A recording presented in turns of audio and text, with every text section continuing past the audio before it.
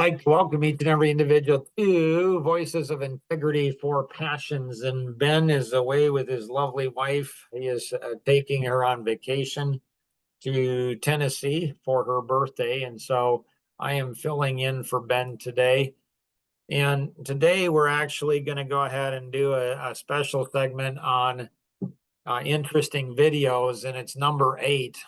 And this is all about passions, but what do we do with our passions? Luke, you had a question, I think, that was very appropriate for today's podcast.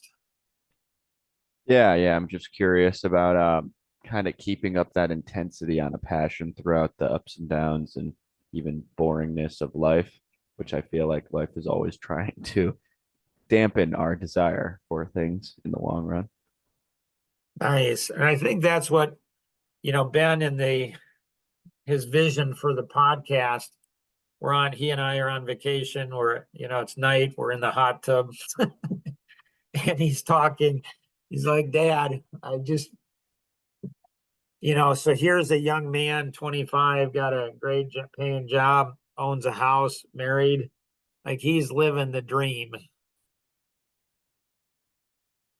But he's searching for something more.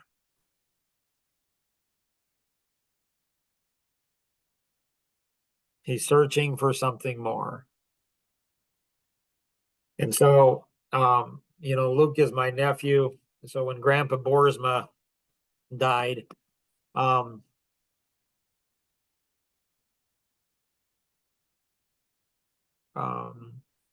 there's so much, we got to do some podcasts on that.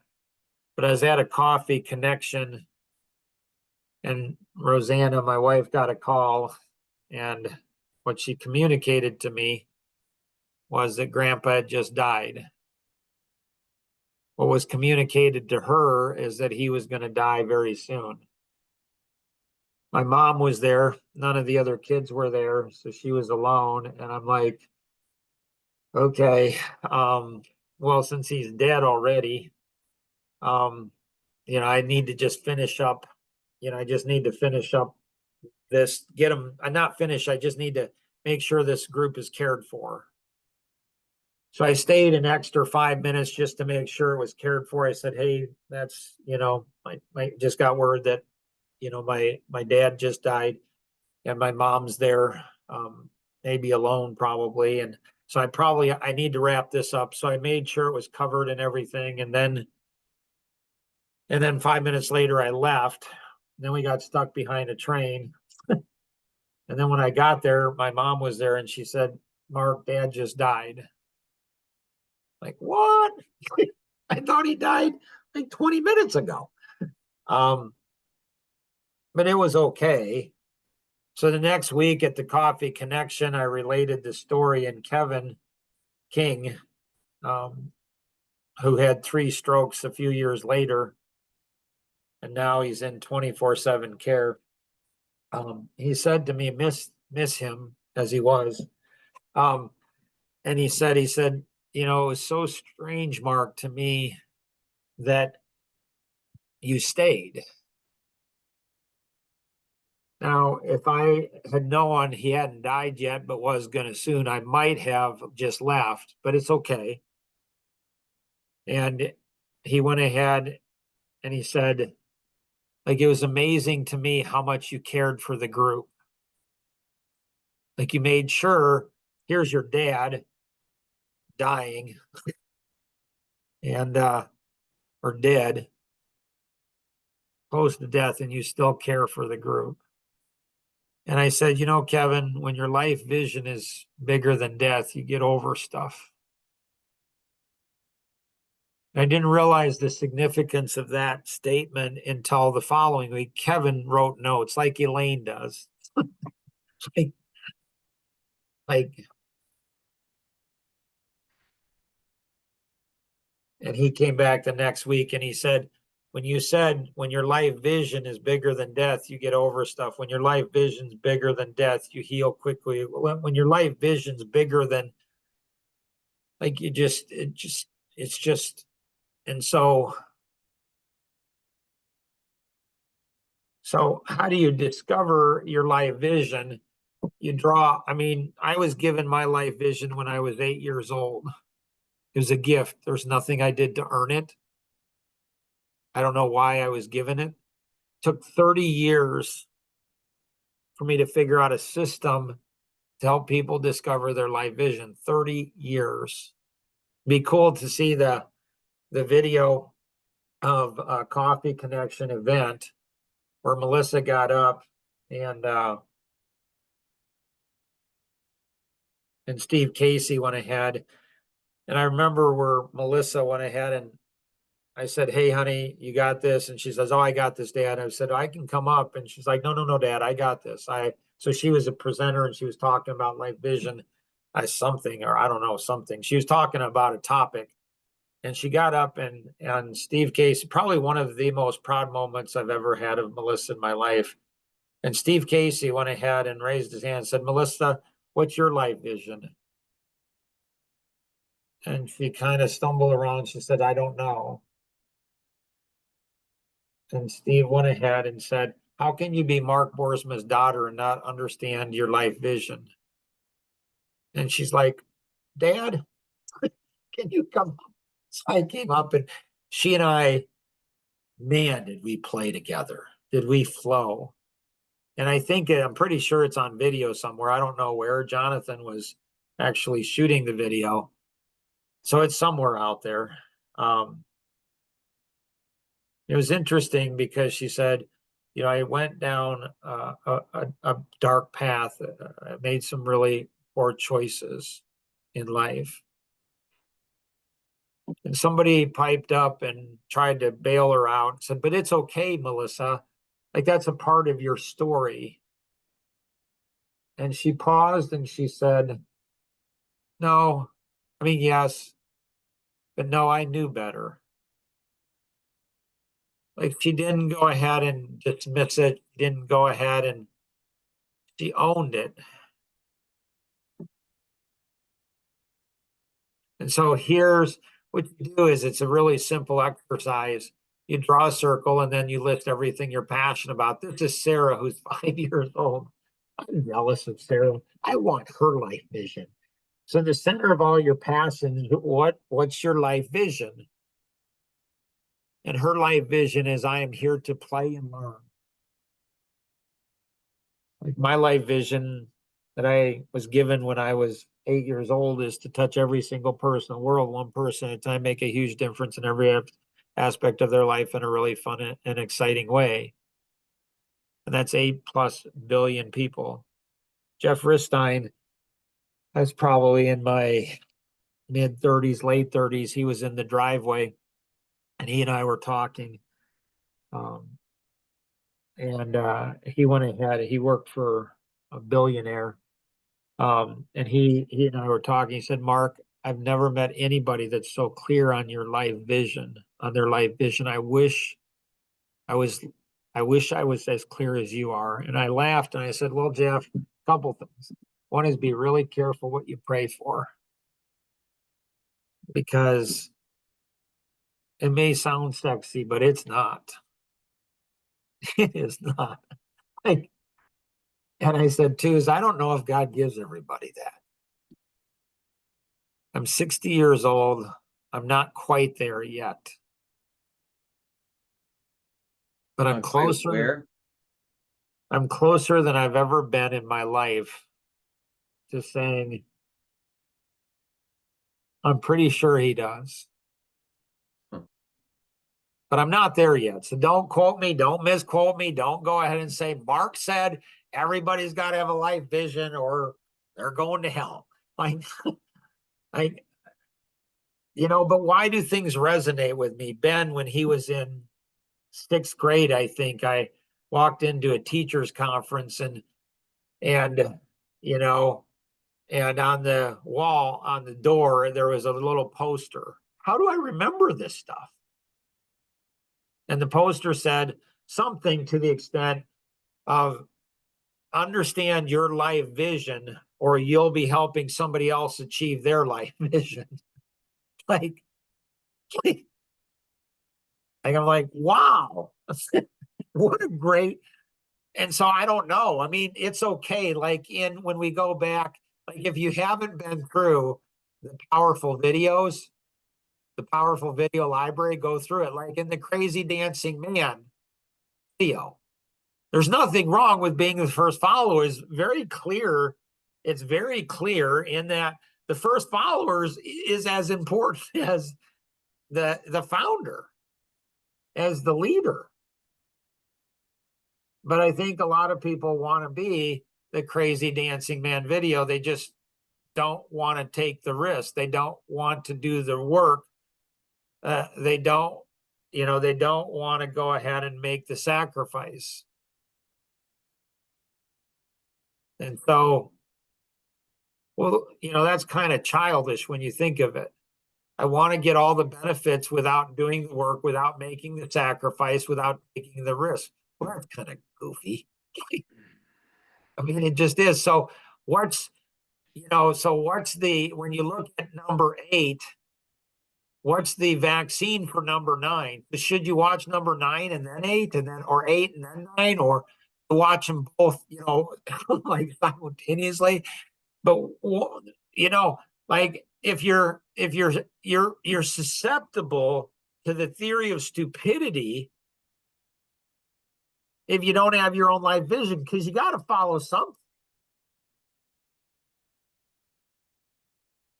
And so Alan Stein, I knew him for 10 years before we met in person. So he's a client, a friend for 10 years. And so you guys can all call Alan. His number may be somewhere there and here. I don't know what they're going to do with this, but if his number is there, call Alan and say, Alan, thank you. Because Alan said a number of significant things over the 20 years I've known him. And one of them, he said, you've discovered your life vision when you hate it, you run from it, you try to outrun it, and it pursues you and you can't escape it. And as soon as he said that, I'm like, yeah, I get that.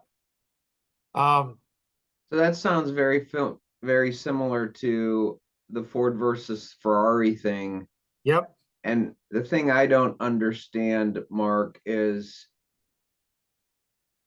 why you'd be coming to the conclusion that not that you're there yet, but why would you come to the conclusion that everybody has one when these people that seem to have lived and are living this thing, they don't seem to say everybody has one. They actually make it sound like those people who have that are outliers. Right. So you just think that they missed it? No, maybe they're just not as far. Maybe they didn't discover it when they were 8. So, so it's 52 years ago. So it's taken me 52 years and I'm inching closer and closer to where Jeff Ristine, it's like, yeah, everybody's got one, or everybody could have one. It would benefit if you did have one. Like could have one. So maybe they haven't been pursuing it as long as I have. And I'm not, again, I want to be very clear. I haven't come to that conclusion, but I can feel the movement. Like when I go ahead and see, the video, when I see the video of the theory of stupidity, when I go back to what creates happiness and I watch that video, when I go ahead and see all these videos, you see something where there's something of massive. When you go ahead and say procrastination, and he says most people are a spectator in their own lives. Like, and then he has all the dots up there and he's like, this is your whole life. And so it's like, if we're all created in God's image, which I believe we are, well, that's pretty crazy. That's pretty amazing. Like, that is crazy. Like, we're all created to do something that you know, that nobody else on the planet was created to do. So Cheryl, you know, she's working through some things, and you know, and so we talked to her and earlier, always come early for podcasts, always stay late. That's the rule. I'm just saying. That's the and so she didn't remember that she remembered she did a passion circle, but she didn't remember what her life vision was. She didn't know if she had found it. And so when she went ahead and found it, she said, my life vision is helping others. But she didn't even remember her life vision. And so it's the seed, but it's more than that. And I said, Cheryl, like you might be thinking helping others in a good, positive way where people affirm you. But what if you help other people and they hate you for helping them? She says, what do you mean? I said, well, when you're disciplining your children, she has 2 children. I said, when you're disciplining your children, do you enjoy doing that? She's like, no. I said, does that help them? She said, yes. I'm like, well, she's like, oh. So as a driver personality, I love big. You know, man, do I love big, and I love impact. So those are things that I enjoy doing. Like when I meet and talk with Norman about the camp, and man, that's fun. Man, that's just fun. When I talk to Paul, my nephew, and he's looking to do, you know, help stop child trafficking. That's fun. That's just fun. When I talk to my other nephew, Luke, and he's pursuing like, what's he want in life? And he asks these, you know, the great questions like, so I think in answer to your question, Luke, I think, you know, I just got back from 3 different vacations, one with Jason and Melissa, one with Josh and Ginger Ann and their 5 kids, Jason, Melissa with their 2 kids. She's pregnant.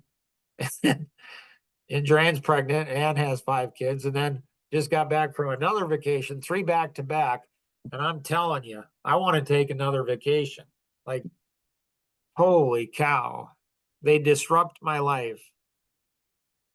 So this last vacation, it was, I don't know, 4 days, 3 nights, 4, you know, so it was a shorter one. And Rosanna tried to go ahead and bring significance to it. But if you go ahead, and so it's like, it's almost like with kids, they're going from one thrill to another thrill to another thrill to another thrill. They want to play mini golf, and then they want to do go-karts, and then they want to go on a roller coaster, and then they want to do this. Young men want to drink energy drink, and then they want to go ahead and, you know, then they want to do some extreme this, and then they want to do something this, and they want to do this and this and this. And so 10 years after I met Alan Stein, he said, I want to come out and I want to meet you in person. I'm like, okay. So he flew out to Chicago for an event. And after a day or so at the event, we were out to breakfast, and he said, Mark, you know, I've been looking at you wrong all these 10 years. I said, what do you mean? And he explained it to me, and I didn't understand what he was talking about. I'm like, I don't know what he's saying. So when he got back to Maryland, I emailed him and said, hey, Alan, I didn't understand what you were saying. Like, you were looking at me wrong all 10. You said it, but I didn't understand. Could you write something for me? He's like, sure. So he wrote this for me. And this was probably, this was 10 years ago. For a long time, I thought I saw Mark as a business owner trying to make a living for his family, just like the rest of us. I thought his primary goal was the same as most people in the world, to make money so he could support himself and retire at some point to enjoy the fruits of his labor. Then I started to see that this was just a reflection of where I myself was at. I started to see that that as being only the superficial exterior. The deep reality was and is something that I'm completely unfamiliar with and still struggle sometimes to accept that Mark is coming from a much different place, a place that is very different than the rest of us. I do not have much access to this place. It is a place with a different conception of self, where the real service to mankind is a driving force, not concerns with my own life issues. Hard to even imagine what this would mean to me if I were to attempt to live so differently. Much has to be done first before I could even reach this dimension where this could be a reality, not just an imagination. See, it's not really about making more money, doubling your income, or being more successful. I started to catch glimpses of something much, much deeper, like peering into another dimension for a moment. This is what we are really being led to. And when I read that for the very first time, I remember thinking, really, Alan? Like, it took you 10 years to figure that out? Like, how can you? And then it hit me. Do my own 3 brothers see that in me? And I'm like, probably not. Did my parents see that in me? Not really. They were probably cynical to some degree, although my dad said before he died, Mark, you have been locked on this thing, and I admire you that you have not given up. Did my wife and kids see this? Probably. Do they resent it and not like it at times? Most likely. So it's like, doesn't everybody think this way? Doesn't everybody realize it's not about them? And so, when God spoke to me, however, he spoke to me at 8 and he said, Mark, you're an average to below average kid. If you really internalize that, like if you really internalize, what is God saying? Like, it's really not that complicated.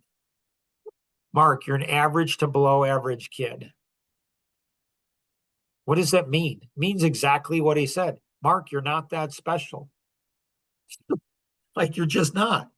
You're not a big deal. Like, there's 8 billion people at the time, probably 6 billion or 4 billion. It's not, you're just not any better than anybody else on the planet. As a matter of fact, Mark, you're probably worse. You're probably lower. You're probably stupider. You're not that important. Like, when you really internalize that and really understand that, it wipes out ego, which wipes out fear, which then you're able to do things that no other human being can do because you don't have fear, because ego and fear are connected together. But then, after a slight pause, then God said, but if you're a good steward with what I give you, you'll impact the entire world. Well, that's pretty cool. Wow. Like, that's awesome. Like, right?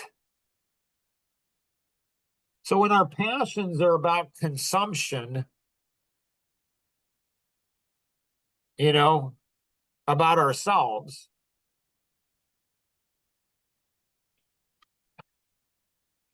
we're just going to go ahead and become self-absorbed, self-centered.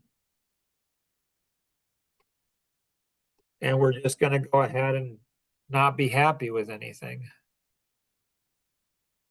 If our passions were given, they're a gift. So if we're a good steward, time, talents, treasure, trust, truth, temple, and thought, if we're a good steward with the 7 T's and the 7 T's of others,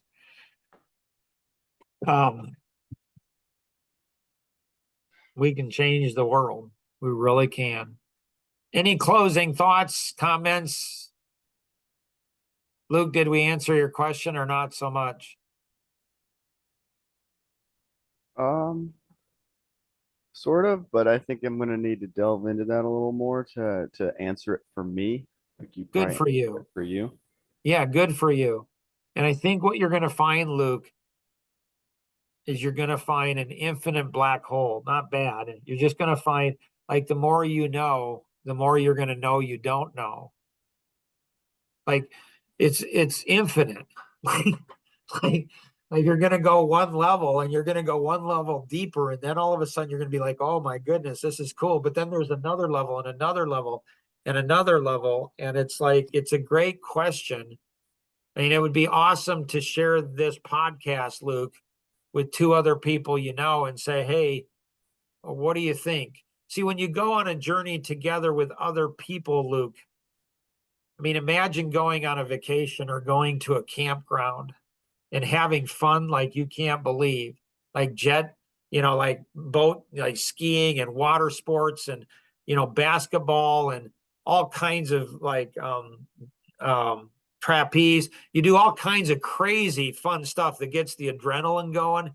And then all of a sudden, I don't know, maybe you have an hour of significance where you're talking about like all this stuff is going to come and go, but what's going to last for all of eternity? I think there's something inside of us so it's a great question. And just a very profound question. Anybody else have anything else?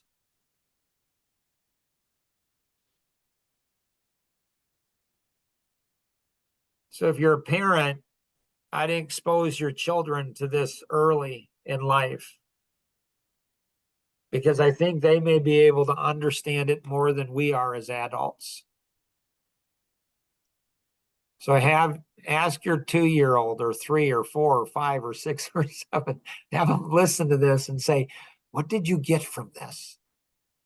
And you might be shocked as to what they pick up from it. If you have any questions, for sure, stay around for the after podcast, before and after. That's when it gets really cool. If you have any questions on this, share this with others. If you have any questions, connect with the individual who invited you to participate, your art mentor, your 2 art buddies from Life GPS, or you can call toll free 888-230-2300 outside the US 630-393-9909. Thanks, Ben, buddy. Love it. Hope you and your wife are having a good time. Always remember, we can accomplish so much more together than we ever could on our own. Have an amazing day. Bye-bye.